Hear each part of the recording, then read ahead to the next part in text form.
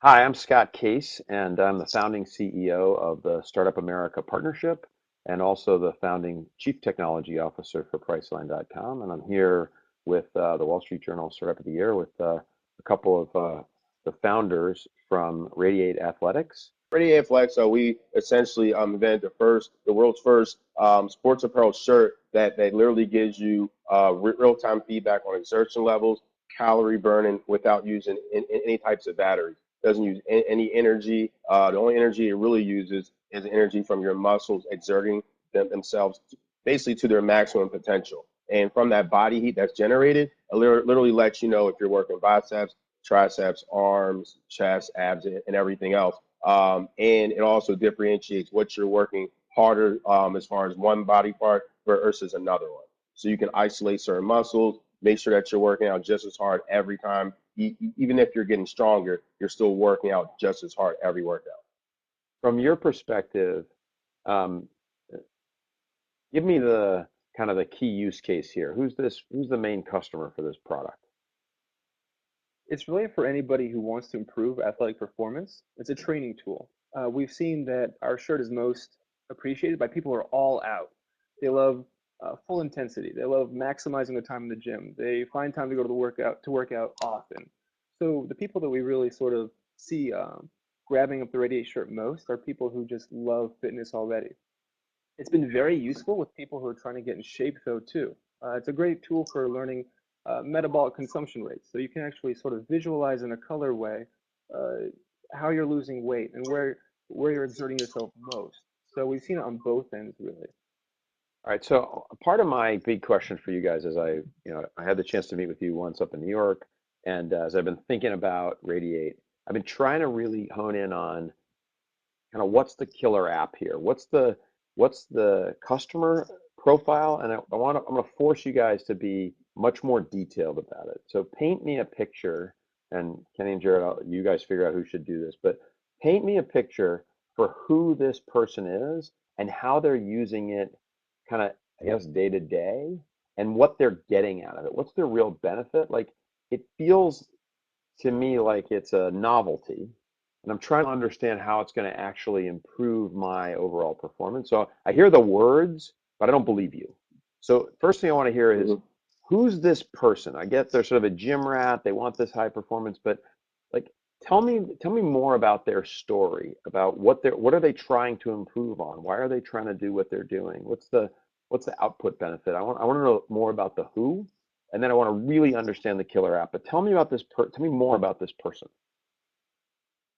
Okay, well, Scott, like this, it's ironic you said that because the person who came up with it was actually me, and I was recruited for college basketball. I played sports throughout high school, varsity level. But when I first initially started this project and started the R&D process of the actual shirt, the reason why I did it is because I was out of shape. I was trying to get back into shape, and I wanted to do it quickly. I didn't want to cheat. I just wanted to have pretty much like the best possible tools available to me. Now, as I was competing with my younger brother to essentially get stronger, to build more muscle mass, what I was realizing is that just because you're getting stronger and you're lifting more weight doesn't mean that you're exerting yourself as hard every single workout. Sorry about that. Every single workout. So what I did was I came with the Radiate shirt to make sure that every single workout I'm raising my body temperature to a certain level to not only burn calories and to be more healthy, but to make sure that I'm literally working every muscle as hard as I possibly can. Like sometimes you'll actually be like maybe tired that day, or maybe you're not feeling good, but Let me so let you me think interrupt you're you. working harder So, than you are. but how many people are there? Like how many athletes are there, right? Sounds like to me this might be for the high school athlete, maybe the college athlete, maybe the recent college, somebody who wants to stay fit. But give me a sense of the Mhm. size of this market here, like because when I think about what you're doing, if I run it up against, let's say, Under Armour, right, who wants to be Mhm. performance athletic apparel for everybody, right, to improve athletes of all types, whether you're a suburban mom who's walking 3 miles a day or 5 miles a day, or you're a triathlete, there's a set of performance enhancing apparel that's going to help you perform better.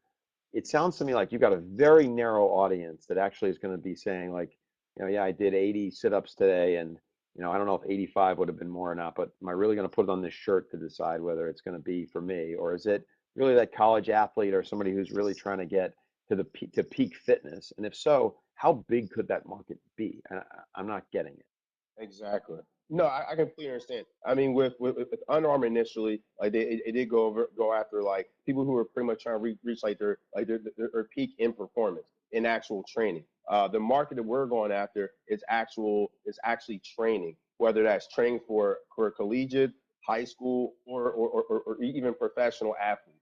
That's like that's the core person who's going to use it. Someone who really wants to reach their optimal level, not someone who just does like the basic workouts, because but it can be used in that manner as far as weight loss and motivation. But our core users are pretty much those who really want to reach optimal levels. And what we've seen is over the past few years, people are getting more into the P90X and the CrossFit gyms, and they're more radical in their workouts. So that Okay. whole group, and there's actually over 4,000 of those gyms, like worldwide. Like How are you that's gonna extreme. So how Go are you going to reach how are you going to reach those people? What's your distribution strategy, and how you're going to actually get in front of those kinds of athletes? Because it feels like it's a special class of athlete. Not everybody's doing a P90X, even if they aspire to want to do it. Probably a lot of people buy that Yeah, product, and it sits under their bed and never gets used. They go through one yeah, workout and they feel like they're going to die. So yeah. how are you going to get to these people? Well, like before I say that, like how like you're saying like it's kind of for like the top athletes. Well, like even though like let's say that you aspire to be Michael Jordan, like even though you'll never be that, like you still want the best product out there. So you'll still buy like a pair of Michael Jordans even if you can't even jump. You know what I mean? So, but as far as moving forward, as far as the distribution channel, what we previously did was work with numerous CrossFits and Max Out gyms like across the country, especially locally. And what we're working with currently is working with Brookstone for the holiday 2013 season. We are working with different retail distribution channels nationally as well as internationally. We have a portfolio of about 50 different international distributors, ranging from everywhere from Canada all the way to China. And we actually closed a recent deal for about $3 million in the Middle East with a distributor there. And that's a completely different, market base where they're not really looking at like the LeBron James and the Tom Brady's. They're looking at soccer. So it's a completely different market. They're not aspiring to be Tom Brady or Michael Jordan, but they might want to be like their favorite soccer player. And even in that market, they just want like the absolute best workout shirt, and it is affordable. It's not ultra expensive. We're talking shirts that are like $40, 40, $50. They're not $130, which would really put it like in such a small market, such a niche market that it would be like only for the people who are trying to get to the professional level. So I hear things like Brookstone and sold a deal in the Middle East, and it, it I think you need to be really careful about how you're defining your customer, because the Brookstone customer is a novelty customer. They're not the customer that's going Yeah, to talk about sure. how valuable this tool is. They're not going to be getting on the internet and showing pictures of themselves and how hard they work out. This is the kind of thing my wife gets me, who says, "Hey, you work out a lot. I saw this in Brookstone. I thought you'd like it." I'm never wearing it, right? I'm not your Yeah, customer, right? yeah, I'm not your So guy. Scott, I mean Scott, that's a great point. And something to keep in mind is that not only is now the perfect timing for the Radiate shirt, but we brought it to market and we've experienced rapid growth within the past 3 months. It's been huge for us. And honestly, we've been bombarded by people coming to us, not only just professional athletes, but celebrities as well, pitching ideas to us, really claiming that they can handle distribution for us or claiming that they can put it in storefronts, very appealing deals. And to be completely honest with you, we're sort of feeling it all out and sort of going at it slower than we like to. We see a huge potential here, but in all honesty, your mentorship would be enormous for us, or as we develop the company and sort of take it and choose the best distribution channels as possible. So I think I guess my guidance for you is that these are choices that you as the entrepreneur need to make, and you're going to always have a lot of people pushing you in different directions.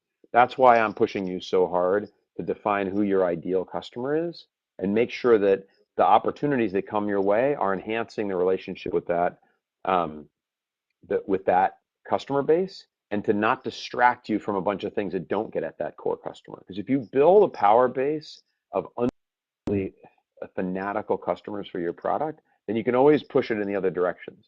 But if you scatter shot and you end up with, middle-aged white suburban guy as one customer segment, and then you end up with high-performing athlete at the other, it's hard to have the brand be meaningful because it doesn't mean the same thing to me as it does to that high-performing athlete, right? So my counsel to you is, I think you got to get really, really clear about what your story is about who's that core customer, and don't allow all these really, wonderful people to distract you from how do you attack that core customer, how do you become, they become really close. And I don't, I'm playing back to you, the high performance athlete, as that core customer. It could be that you're going after me as a customer, but then go after me as the customer. Don't talk about that performance athlete, because that's not me. I'm never going to work out as hard as you work out, Kenny. That's just not who I am, right? I want to work out a little bit more than I do each time, but I think you need to be really, really clear about that. So what I'd love to see back from you in the next, and I'll give it a week, 2 weeks, send me an email with a very, very specific customer profile that you want to go after, and how the things you're currently doing go after that customer. Tell me a story about who that person is and how you're going to help get them engaged in what you're doing, right? And again, I don't have a particular point of view about what that customer should be. That's your job. But I feel at the moment, as I'm listening to you, you're sort of all over the place. And it's a challenge a lot of entrepreneurs have. So that's kind of my homework assignment for you guys. And then what we can do is do a turn on email, or we can have another discussion live about how you then make sure that all these tons of opportunities, Jared, that are coming at you, you have to say no to a bunch of them, even though you don't want to, right? Yeah. You're gonna need to say no to them, because Yeah. all those things could kill your business because you're ignoring the core of what you're really trying to accomplish. Does that make sense?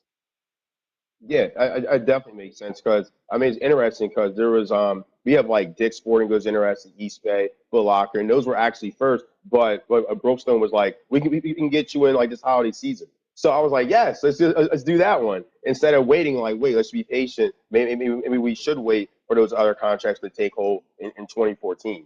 But we can come back and say, if we understand that core customer, we can position what you've got at Brookstone to still go after that core customer, right? So, True, true. in other words, there's ways that you can do this that could still leverage the distribution channel without selling your soul in the process. But let's do a turn on email, and you've got all my digits and stuff, and then let's talk from there. All right? Okay. Scott, that sounds great. Thank All right. you. Thanks a lot, Scott. Good luck, Appreciate guys. the Thank you. time. Appreciate it. Thanks.